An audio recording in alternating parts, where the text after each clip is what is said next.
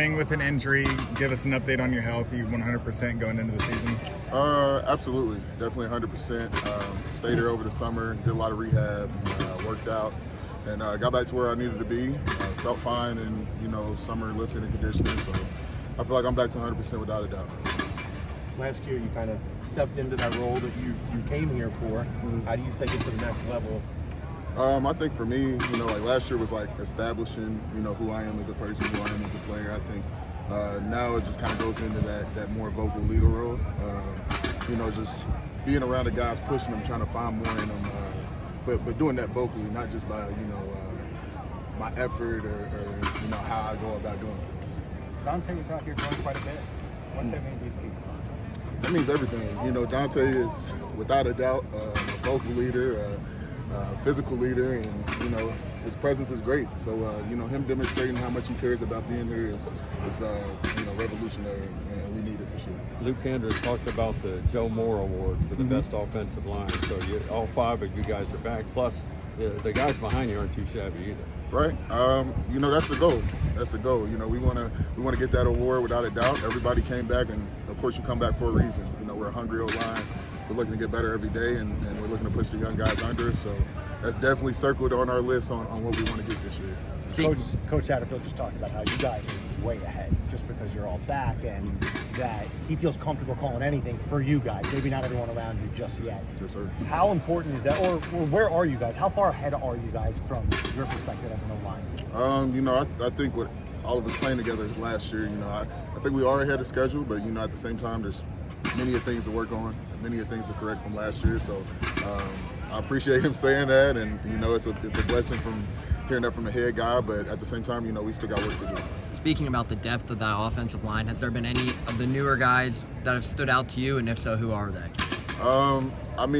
You can kind of go in that too deep. I remember Coach Sat saying not too long ago, we can really run about 9 guys. So, Jonathan Harder, Evan Tangy, Greeny, like I could name a couple, but those guys definitely bust their butt, and they got a lot of talent. What has Xavier Lozwicki shown you so far since he got to campus? Man, since he got to campus, he's not a loud guy, which I was the same way when I got here. He's just looking to put his head down and go to work, and that's all you can ask for him. He came out here today, and he was looking to learn, looking to get better. So that's all he's been doing since he got here, man. He's a real blue collar guy, put his head down and just went straight to work. And one of the best. Coach Satterfield, the guy, as you know by now, likes to run the football.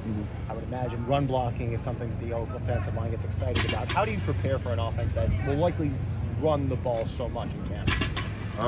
How do you prepare? That's a great question. For us, we're just looking to execute. But for a defense, I don't know how you prepare for that. But I can only speak about O-line play, and for us, we're looking out there and we're looking at the defense, and we're looking at how can we bend them, how can we open lanes for our running back, and that's pretty much it, man. How can we get Corey into the end zone at the end of the day?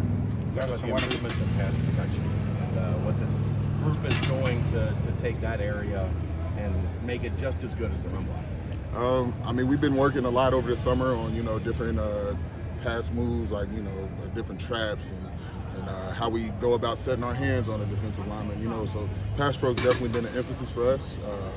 We're looking at NFL guys and trying to pull away what they're doing. We're looking at old tape of guys before us, looking at what they're doing. So it's been an emphasis, and without a doubt, we've been trying to improve in that aspect of our game. I noticed in one of the drills you were very vocal today. Are you more comfortable being one of those guys?